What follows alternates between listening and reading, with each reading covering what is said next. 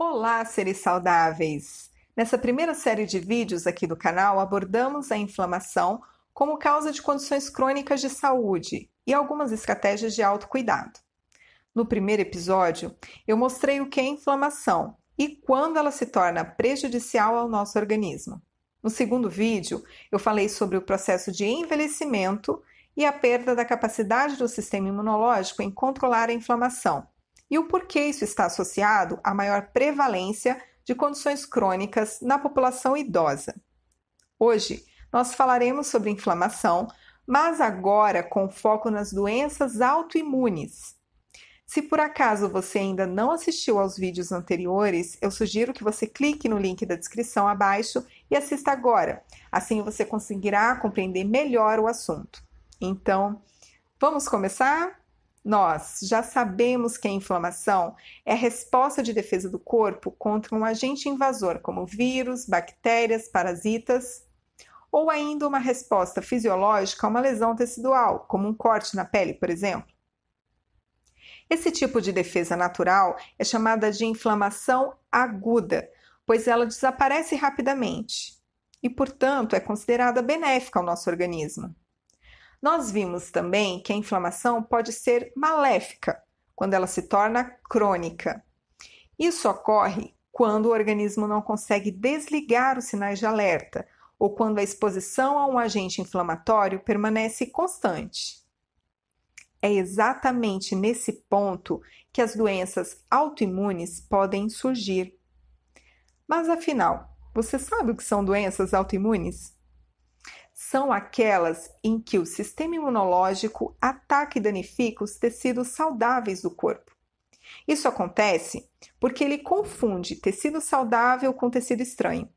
É como se ele estivesse em guerra contra si mesmo.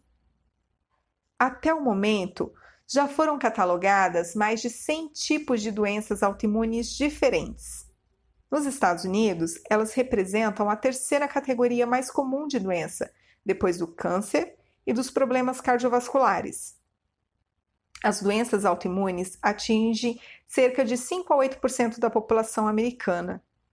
No Brasil, as mais comuns são diabetes tipo 1, que afeta o pâncreas, que é responsável pela produção de insulina. Nessa doença, o sistema imunológico ataca as doenças produtoras de insulina, o que leva a um aumento nos níveis de açúcar no sangue. Artrite reumatoide, que afeta as articulações, causando dor, rigidez e inflamação. O lúpus, que pode afetar qualquer parte do corpo, incluindo a pele, as articulações, os rins, o coração e o cérebro. Tiroidite de Hashimoto, que afeta a tireoide, causando hipotiroidismo, que leva a uma diminuição na produção de hormônios. E a esclerose múltipla, que afeta o sistema nervoso central, causando sintomas como perda de equilíbrio, visão embaçada e fadiga. Os principais fatores associados ao desenvolvimento dessas patologias são as predisposições genéticas, os fatores ambientais, que aumentam a inflamação crônica, com destaque para a disbiose e o aumento da permeabilidade intestinal, chamado de intestino permeável, condição que vamos explicar detalhadamente ao longo desse vídeo. É importante destacar que a interação entre os genes e o ambiente é fundamental para a resposta imune. Cada vez mais as pesquisas validam um novo paradigma no qual a susceptibilidade genética, aliado ao aumento da permeabilidade intestinal, prepara o terreno para um gatilho ambiental específico. Por exemplo, a ocorrência de mutações nos genes da enzima metileno tetrahidrofolato redutase, a MTHFR, ou do sistema de antígeno leucocitário humano, HLA, podem causar um quadro de permeabilidade intestinal aumentada. Então vamos entender o que é isso. Antes, deixa eu comentar uma curiosidade que talvez você não saiba. O nosso intestino é responsável por cerca de 70 a 80% da nossa defesa imunológica. Por esse motivo, os cientistas estão interessados em compreender a relação entre a qualidade da comida e o aumento considerável de doenças autoimunes nas últimas décadas. Foi observado que nos últimos 50 anos, a alimentação passou por uma transformação considerável. O incremento da tecnologia permitiu que a engenharia agrícola produzisse uma nova variedade de grãos, especialmente o trigo, arroz, soja e o milho. A hipótese gerada é que o aumento da produtividade na lavoura, consequência de técnicas de recombinação genéticas, trouxe alguns efeitos colaterais, dentre eles a maior ocorrência de casos de intestino permeável entre a população geral. Para compreender melhor como isso acontece, observe a ilustração. A barreira intestinal é formada pelas células epiteliais do intestino delgado, que estão unidas entre si por junções estreitas. A permeabilidade intestinal pode ser influenciada por diversos fatores, como uma dieta rica em alimentos inflamatórios, uso de medicamentos anti-inflamatórios não esteroides, os ANES, os medicamentos esteroides, o consumo excessivo de álcool e o estresse. Vamos utilizar um exemplo em que o gatilho para a ocorrência do intestino permeável é a dieta. A ingestão de alimentos ricos em glúten ou em lactose, para uma determinada pessoa que apresenta intolerância a esses componentes, produz inflamação crônica no intestino. Isso faz com que as junções estreitas fiquem mais folgadas e permitam a passagem de moléculas maiores, como as proteínas, os pesticidas, os metais pesados ou bactérias. A partir daí, essas substâncias podem entrar diretamente na corrente sanguínea e desencadear uma resposta imunológica, resultando em mais inflamação e, em último grau, no desenvolvimento de doenças autoimunes. Uma outra curiosidade acerca do nosso intestino é que ele abriga um ecossistema complexo, formado por mais de 100 trilhões de micro-organismos, como bactérias, fungos, vírus e protozoários, que juntos superam em número as nossas próprias células humanas em uma proporção de 10:1, ou seja, pode-se dizer que somos apenas 10% humanos. Muitos desses micro-organismos são benéficos e ajudam o nosso corpo a digerir alimentos, produzir vitaminas, nos protege contra as bactérias virulentas e ajudam a inibir a inflamação. Portanto, eles vivem em harmonia conosco e são fundamentais para a nossa saúde. Porém, alguns fatores podem contribuir para o desequilíbrio na flora intestinal e levar o indivíduo ao adoecimento. O primeiro desses fatores é uma dieta rica em calorias e gorduras, ou o uso de medicamentos como os antibióticos, que podem matar tanto as bactérias boas quanto as ruins, causando desequilíbrio da flora.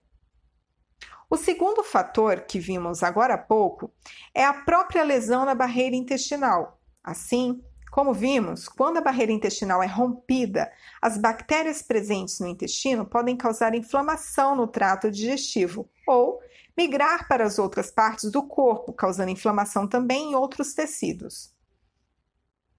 Esse desequilíbrio no microbioma, chamado disbiose, pode contribuir para o desenvolvimento de doenças autoimunes. Atualmente, os cientistas estão investigando tratamentos que possam ajudar as pessoas acometidas por essas doenças. Muitas dessas pesquisas estão focadas em como certas dietas podem alterar a microbiota intestinal, de uma forma que se reduza a inflamação nas doenças autoimunes.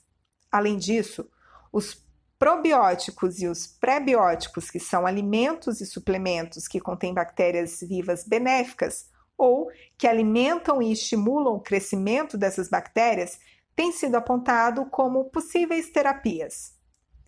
Outra terapia promissora é o transplante fecal, que transfere uma amostra do microbioma de um doador saudável para uma pessoa com doença autoimune.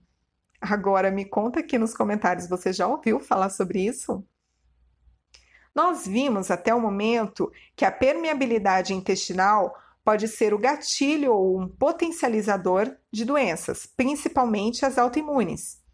E agora eu quero apresentar alguns sinais e sintomas dessa condição. Sensação de inchaço abdominal, excesso de gases, cólicas abdominais, sensibilidade intestinal, dor, alterações da pele com aspecto inflamatório, acne, problemas da tireoide, diagnóstico médico de intestino irritável, doença inflamatória intestinal ou alguma doença autoimune.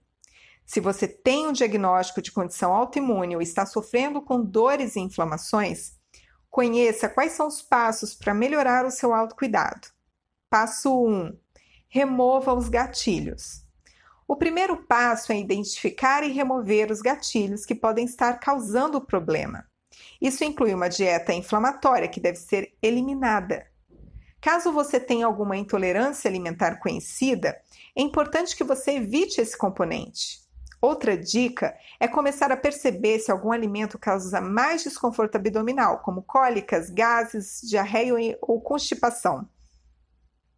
Vou deixar aqui na descrição do vídeo uma lista de alimentos permitidos no protocolo autoimune. Essa é uma dieta de eliminação que remove todos os gatilhos potenciais. É importante frisar que antes de iniciar uma dieta restritiva, você deve estar acompanhado por um profissional de saúde. Passo 2. Restaure e desintoxique. O segundo passo é restaurar e desintoxicar o corpo.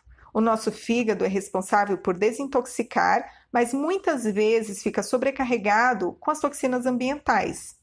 Com uma nutrição adequada e suplementos adequados, é possível ajudar o corpo a se restaurar e desintoxicar. Alimentos probióticos também ajudam a melhorar a saúde intestinal e curar o intestino permeável. Passo 3. Modifique o seu estilo de vida. Os fatores de estilo de vida, como estresse, sono e exercícios, também desempenham um papel importante na cura do intestino permeável. Reduzir o estresse, dormir o suficiente e exercitar-se adequadamente são fundamentais para uma boa saúde intestinal. Então, esse foi o conteúdo da série Inflamação e Doenças Autoimunes. Vimos que a predisposição genética e, especialmente, os fatores ambientais, como o aumento da inflamação crônica, podem contribuir para o desenvolvimento dessas patologias. Destacamos a importância do intestino, responsável por cerca de 70 a 80% da nossa defesa imunológica. Vimos também como a qualidade da comida pode estar relacionada ao aumento das doenças autoimunes. E agora, que tal se inscrever no nosso canal para ficar por dentro de todas as novidades sobre saúde e bem-estar? Não perca nenhum episódio da nossa série sobre inflamação e doenças crônicas. Basta clicar no botão de inscrição e ativar as notificações para receber em primeira mão o nosso conteúdo. Aproveite para deixar o seu like e compartilhar com seus amigos e familiares. Juntos podemos disseminar informação de qualidade e ajudar mais pessoas a cuidar da saúde. Até breve!